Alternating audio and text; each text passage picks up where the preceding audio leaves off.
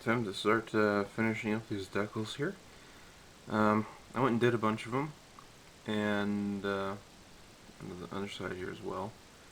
As Rob said in his video, the decals are really nice. They really are. And yeah, I didn't have any problems with them. They just kind of stick a little too much. So I'm not going to use any kind of solvent until after they're properly laid down. So just get this guy here. So yeah, you just kind of put it in the spot that you want it.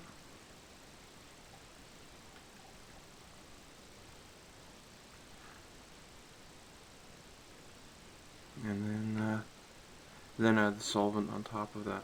Takes a little while to do, but it's not that bad.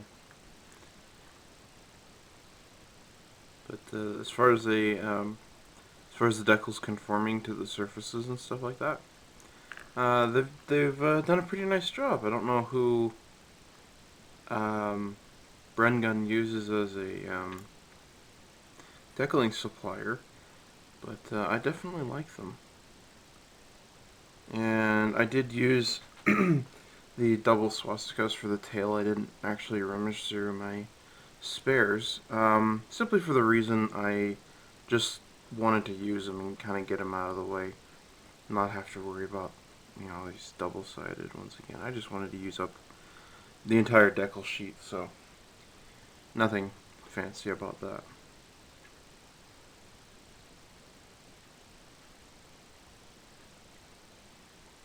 But you know, I'm actually liking this model the more and more I start working on it and continue on with everything. It's a pretty nice kit. It's chalky, which is really weird, but it's really fun to have this oddball. And then I made the mistake yesterday of looking at other people who have built this model and like their versions of it, and wow. You just type in Messerspit on Google and don't even type Brengun or anything like that in there, and you're gonna find all these amazing builds, and some of these guys just absolutely blew me away with what they were able to do out of the same kit. I was like, you've got to be kidding me.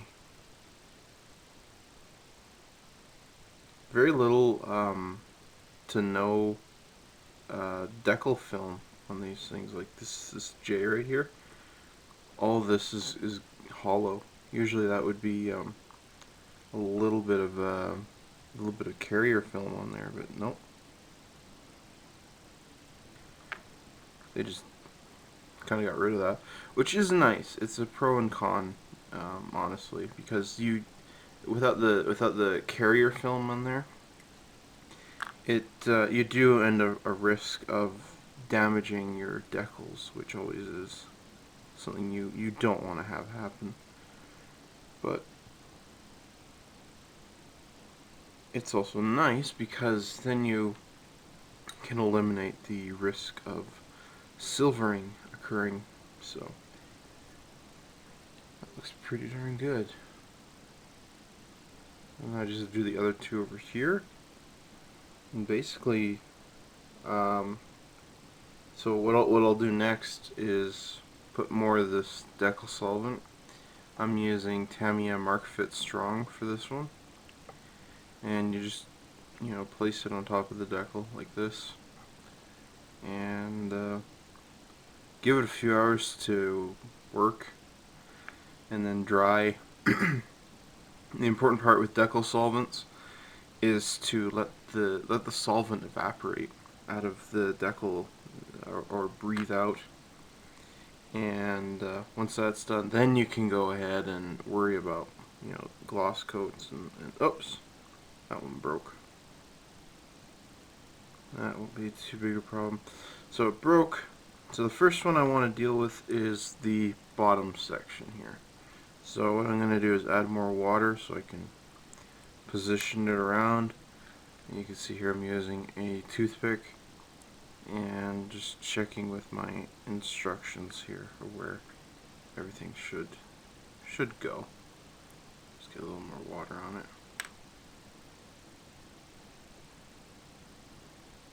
So let's position that. That's about it. So I'm going to actually flatten the decal now. That looks good. And now I'm going to take the other broken half here. So by getting this one down and then doing the top one, I don't have to worry about both of them at the same time. I only have to worry about the one, get it on there, and now I can easily worry about the top half. So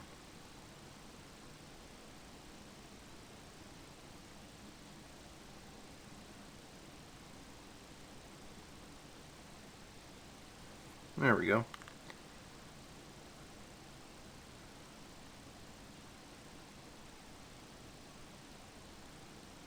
Yeah, just gonna add a little solvent on there. Now it'll start sticking and the solvent will activate and good to go. So let's try the last one. And that one fits right about there. Oh, need a little more water. Okay. There we go. Much better. Oops. Wrapped around itself there. That's probably one of the worst when that happens. So the only bad decals on the kit that were actually hard were the two on the bottom, the two Balkenkreuz or crosses on the bottom, because they go over these bumps here. And so for these bumps here, I'm just going to take my paintbrush and some semi-gloss black and just paint over them, and they'll be, they'll be good to go.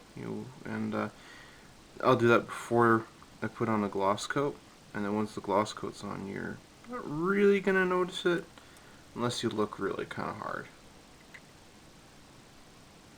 But I don't use flat black. I use semi-gloss for fixing German crosses and stuff like that, because it seems to work better than anything else. So, like I said, here, let's add some more solvent on here, here. Just gonna kind of paint the stuff on, and there we go. So, there's the decals, and the decaling is done. It's a pretty good kit. Again, for the decals, don't know who they use, but they work. They look pretty good to me. So the last thing I did was added a panel line wash, and I just cleaned that up today. Didn't really work that well, but certainly made the bottom yellow part here very dirty, which is very common on the Spitfire.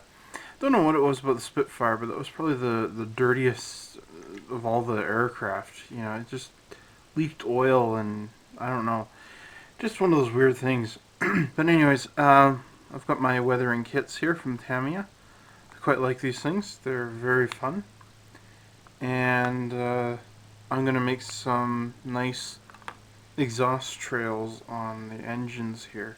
So it does come with a little brush and sponge, and these work pretty well. But I need something a little more narrow, so I'm going to use the... this is just a paintbrush that I bought. And I saved it for a long time for oil paints, but the bristles are just too hard, which is perfect for stuff like this. So hopefully the acrylic, there it's working.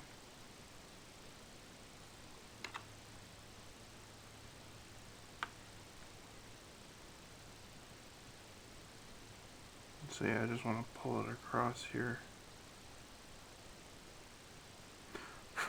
That looks pretty good. And I'll just use this other brush here just to clean off any excess. And kind of what my goal is here is to build up colors and keep going darker and darker. So you can see I got just a bit of a trail on it there. So I got to get your brush pretty dry. I'm going to move on to this dark.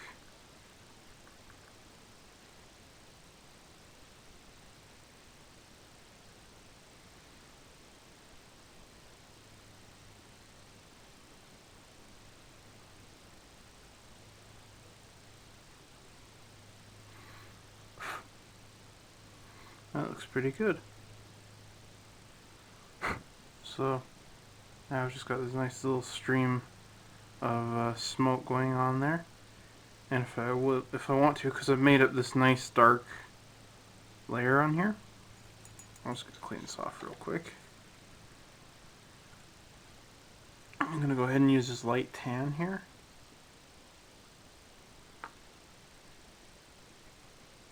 And I'm just going to paint this stuff in the middle. Just lightly, so it's going to highlight it a bit more. Especially on the gray here. Helps you see it. And there you go.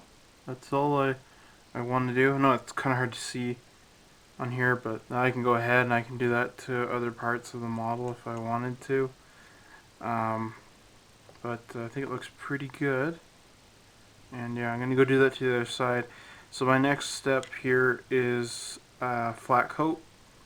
And I'm just going to airbrush Tamiya flat clear on it. And that is XF86.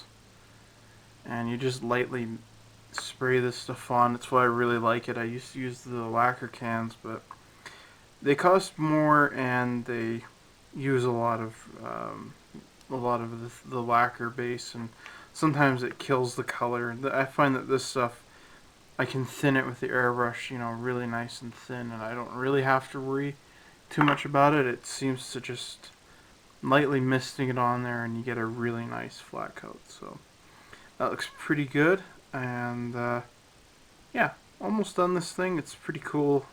And the next thing I think is the windows and such. Alright, this is take 2. I tried this before and I smudged up the canopy, so I had to take it apart, clean it. Let's do this again. So, like I just said, at the canopy here, I gave it a flat coat yesterday, and I was hoping the flat coat would change the RLM yellow a bit, and it did. It's still not exactly the color I want, but it's a bit more intense with the flat coat on there, so a bit happier with it. Yeah, I'm going to glue the canopy on. If you remember, I pointed out in the instructions there's these gaps to fill in the front here of the window. I'm going to get to how to fill that in here in a moment. I'm going to use micro crystal clear. It's glue for canopy pieces, clear pieces and stuff like that. And I find it works very well. And so, yeah, I'm just going to layer it on here with a toothpick, and you just kind of paint it on any edge. And this stuff does a lot of the work itself. So there's a bit too much on there, so I'm going to pull that off here.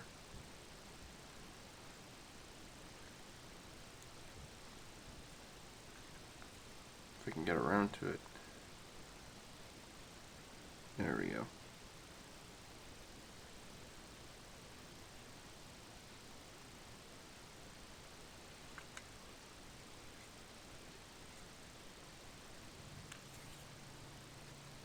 Just going to wipe off a bit of the excess on there. So crystal clear is a product I like quite a bit. It's pretty strong.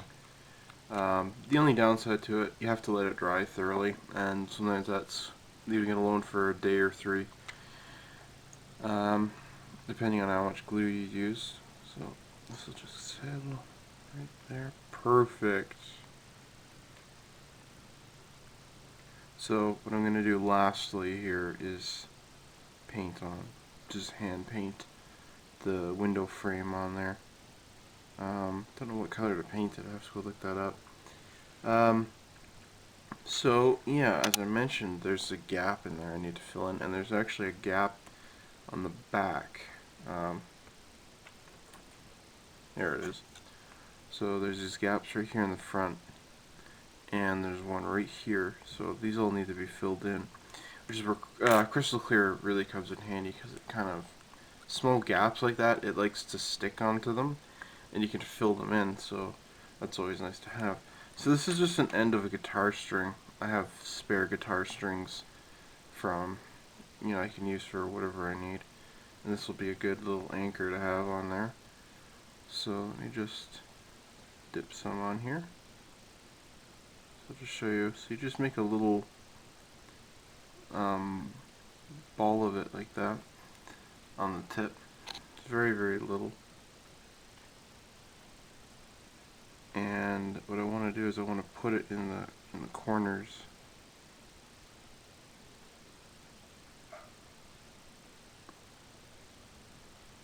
This gap might be a little bit too big. Actually, what it is right now is I don't have enough glue.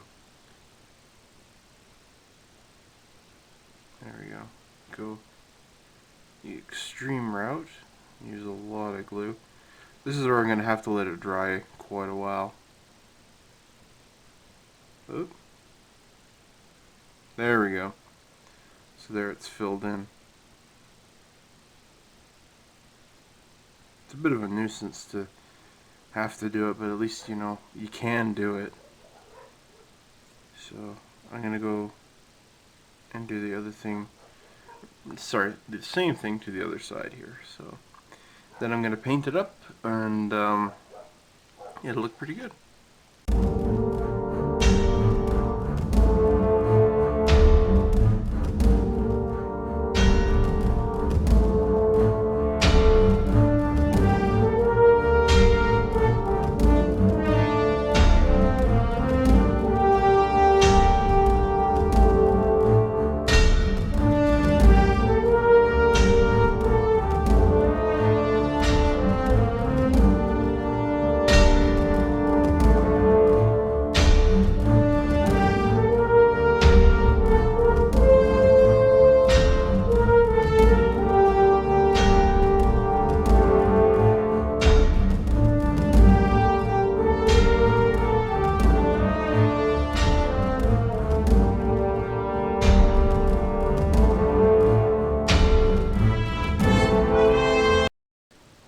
Alright everybody, it's done. I'm quite pleased. I glued the canopy on, as you saw, and then painted it up, and it's done. Found a really easy way how to paint on the canopy. I used Mr. Hobby Mr. Surfacer 1200 and painted this on first, and then the gray paint stuck right to it. It was great. It was super. It was like the super bonding formula or whatever. Worked out a lot better. So yeah, here it is. I've got it done. Brengun's Messerspit model. What did I think of it?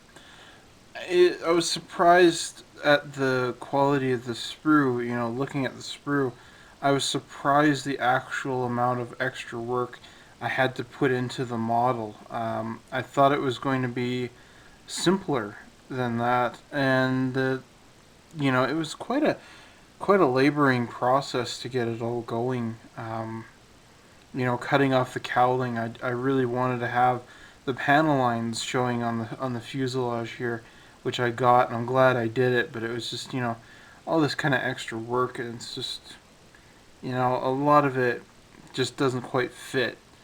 So if you're a beginner modeler and you're looking into getting this kit, I would say buy it, but put it off for a little while. You kind of need some more experience under your belt when you're dealing with a kit like this, because you are going to run into problems and you might not know how to deal with them.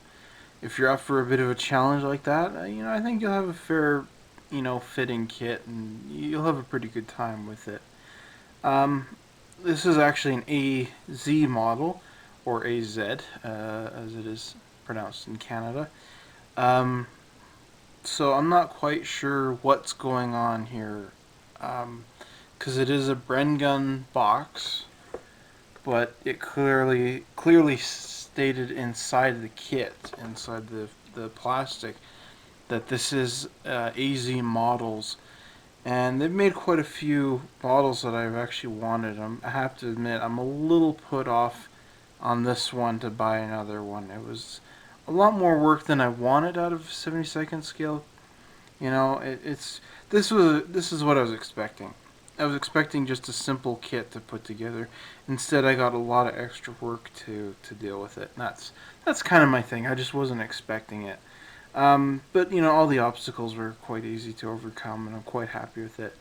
Um, you know, what really can I say though? It's so cool to have this oddball model in a collection. It's just so weird.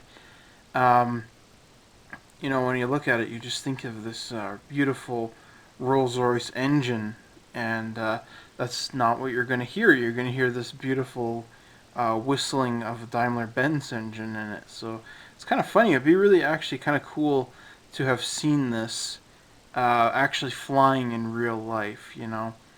And I think it's really awesome that this actually comes out as a model kit that you know you can buy for I don't even know what I think $10-12 or something like that.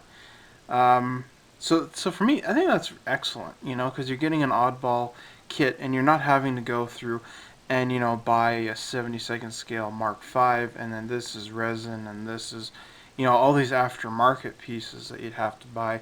It's just all here in one kit, you know, and I really like that. I think that's a nice aspect to this model. The one thing that really bothered me the most on the model, however, was the fact that there is nothing for a spinner, that you're supposed to glue this down.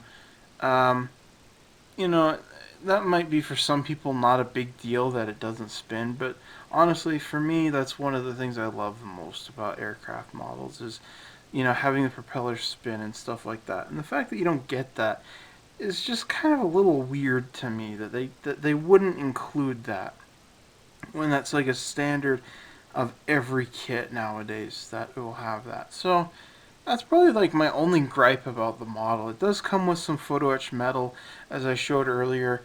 Um, as I also mentioned earlier, I didn't use it because it's 72nd scale. I'd rather save the photo etched seat belts and stuff like that for some kind of kit with an open cockpit. And the only one that I did use was this bent piece here for the exhaust, and that's to prevent the exhaust from going into the intake there on the side. And I replaced this here, you remember that, with a brass rod and made this antenna on top, made that out of styrene sheet. So all in all, it's a fair kit. But when you're buying it, you're gonna have to brace for the fact that you're gonna put in a bit extra work into it. It's not just gonna fall together as nicely as an Airfix new-tooled Spitfire, but with a little bit of work, you're gonna have a really nice looking Spitfire in the end. So it was quite a fun challenge. I got to try out this RLM yellow, and I don't know. I'm still kind of iffy on it. I'm actually warming up to it more now that I put that flat coat on, like I mentioned. So thanks again to Rob at Basic Modeling. He supplied me with this kit. I'm going to include a link to his video that he did of this same kit and his channel. If I forget that, someone please leave me a message and I will be sure to put those in. I hope I don't forget about that. But yeah, thanks again, Rob. This was really cool and really fun. I'm really excited to have this in my Spitfire collection. Which brings me to point number 2, guys. I promised this a while ago that when I finished this model, I was going to show you guys my 72nd scale Spitfire collection, so that's going to come up real soon, so I hope you're ready for that. Thanks everybody for watching. I hope you've enjoyed it. You can leave a comment down below on these videos if you like. And hope to see you guys in the next build, whatever that may be. This is Rebels at Cloud9. If I haven't taught you anything, at least you've learned what not to do. I'll see you guys later.